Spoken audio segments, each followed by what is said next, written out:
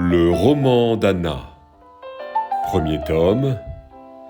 Un si bel été.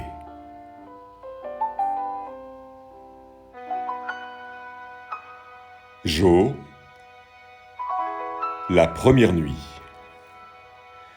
Il commence à se faire tard. C'est Jo qui se propose de la ramener jusqu'à la boulangerie. Sa mère a déverrouillé la porte à notre approche. Le sermon n'est que de pure forme, la petite en serrant déjà le tablier maternel. Oui, demain, à son retour du piano, elle pourra rester avec nous. Gina a perdu son air des mauvais jours. D'une main, tout en parlant, elle lui caresse même les cheveux, réajustant à l'aveugle le petit nœud. Nous avons troqué Anna contre une gigantesque fougasse agrémentée d'un pain brioché aux fruits, avec l'idée d'improviser un pique-nique, sur le capot recouvert pour l'occasion d'une couverture de la petite Willis, en observation au fond du garage. Avec Jo, tout semble simple. Je vais me laisser guider. Elle partage avec moi la même addiction pour le café. Je la regarde tremper dans son gobelet de petits morceaux de brioche qu'elle porte rapidement à sa bouche pour éviter de se salir, au risque de se brûler.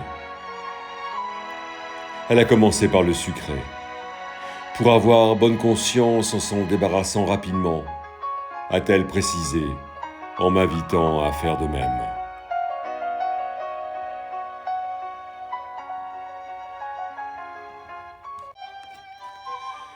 Nous n'apercevons de la rue qu'une partie de la chaussée écrasée de soleil, la porte coulissante de l'atelier étant restée ouverte. Les jambes bronzées de Marinette passèrent immobiles dans le soleil, accompagnées du sifflement de son vélo en roue libre dans la descente.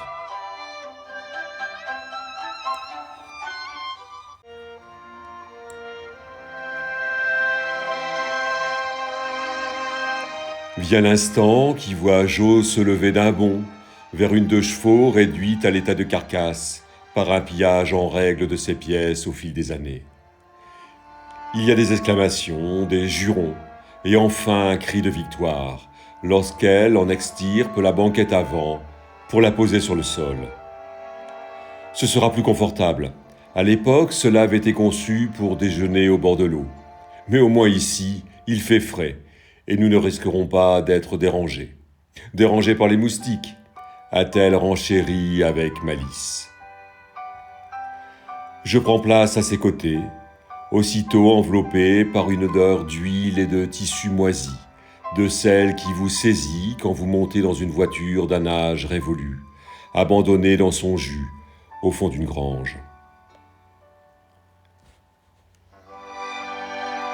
Nous sommes prêts à prendre le chemin des confidences.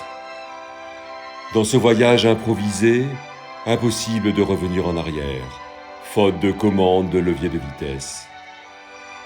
Calés dans cette banquette de toile tendue sur un cadre métallique, nous ne pouvons qu'aller de l'avant. Impossible de descendre, faute de portière. Pas de place pour les faux fuyants. Il nous faudra aller jusqu'au bout du voyage.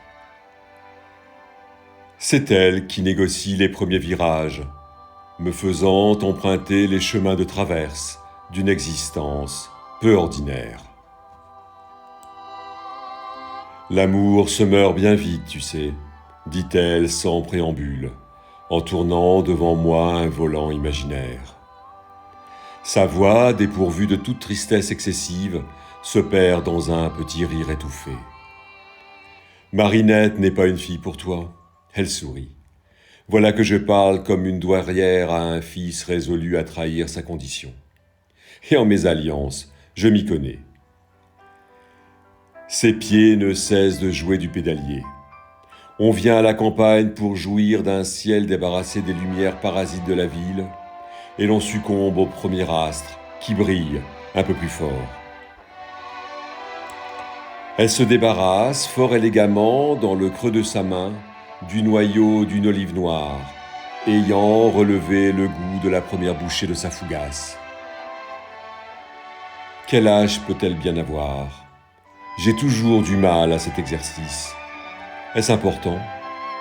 Les êtres du merveilleux se sont-ils vraiment affranchis de la marche du temps? Ses mains, même, sont une énigme. Je les observe tenant le volant en ligne droite, prêtes à négocier un virage hypothétique qui se présenterait sur une route qu'elle ne connaît pourtant que trop bien. Sans artifice, elles ne sont pas seulement le prolongement de ses bras, mais celui du haut de son corps tout entier dans l'espace. J'ai déjà eu cette impression en la voyant tout à l'heure marcher pour la première fois. Il saurait plus dire se mouvoir devant moi, ses pieds se déconnectant l'un après l'autre du sol pour revenir y prendre appui. Rien ne semble alors pouvoir rompre la fluidité du mouvement. Peux-tu garder un secret? Je m'en sais incapable, mais j'acquiesce. Tout le monde ici connaît mon passé de danseuse, mais ils m'ont imaginé sur la scène de l'opéra, balayant le sol de mes ailes avant de mourir. Mes plumes à moi étaient d'autruche et ont fait les beaux jours des folies bergères. Elle tourne la tête en ma direction pour ajouter non sans fierté. 5 années en haut de l'affiche, comme meneuse de revue. Elle allonge ses jambes devant elle et les étire longuement. Il n'y eut aucune provocation dans ce mouvement. Le simple geste professionnel de l'artiste inspectant son matériel avant de rentrer en scène. J'ai fait du café bien fort. La route est encore longue. Jo se tient debout devant moi. Elle rit. C'est bien la première fois que quelqu'un s'endort à la vue de mes jambes. La relative fraîcheur de l'atelier m'a fait m'assoupir dans ce hamac improvisé. Elle reprend sa place à mes côtés. Je réalise avoir été littéralement enveloppé d'un plaid pendant mon sommeil. Je libère mes bras du maillage écossais pour me saisir du gobelet fumant. Une gorgée de ce café délicieusement brûlant à raison de mes dernières brumes cérébrales. Au dehors, la nuit commence à tomber. Elle m'assure que le ciel est assez dégagé et que bientôt la lune pleine ce soir dominera la verrière du toit où nous sommes stationnés. Cette nuit-là, je découvris les vertiges de l'Himalaya. Elle me fit vivre la traversée du Cachemire, tenta de m'initier aux subtilités du piège chinois avant la prise mètre par mètre du toit du monde. J'avais embarqué sur la croisière jaune. Aucun détail des défis de l'expédition à travers l'Asie centrale ne lui était inconnu. Elle était venue à la mécanique pour assouvir sa passion des voyages extrêmes, ne pas en être tributaire, s'en faire une alliée pour s'affranchir des obstacles. Enfant déjà, elle ne jouait qu'avec les petites voitures de son frère, les abandonnant quand elles avaient rendu l'âme au fond du jardin. À minuit, le Ouïghour voyait les deux convois se rejoindre, et le démontage et le remontage d'une auto-chenille P17 Citroën n'avaient plus aucun secret pour moi.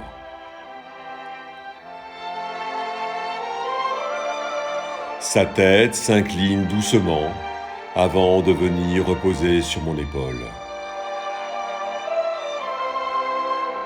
Elle s'endort devant le lac jaune, me condamnant à rester jusqu'au petit jour.